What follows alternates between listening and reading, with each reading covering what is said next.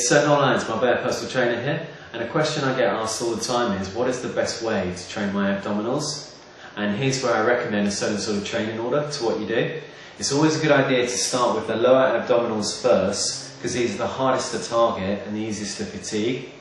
Then we can move on to like the obliques with rotational exercises and sideways bends, etc. And then finally we work on the upper muscles, and then ideally we work the whole core or torso, abdominal region as a whole with certain sort of exercises like the plank on the ball, etc, etc.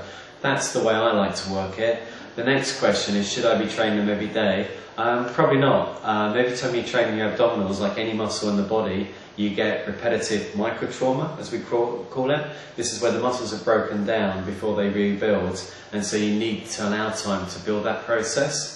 So one way around that is that you could one day train your lower abdominals, another day work totally on your obliques, and another day totally on your upper muscles. So you start to rotate what you do.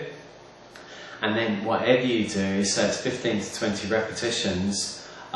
Just do one set of that, check the next day. If there's no muscle soreness, next time you could do 2 sets of 15 to 20 repetitions. Again, if there's no muscle soreness, don't notice the next day, then you're probably ready for like 3 sets of 15 to 20 repetitions. And that's how I like to progress it. If you can feel them the next day, then obviously you have overloaded them and you need to be careful not to overtrain. The key thing with abdominals is always train to functional failure as opposed to fatigue. By fatigue, I mean you're not actually doing exercises correctly. By functional failure, it just means you literally cannot do another repetition.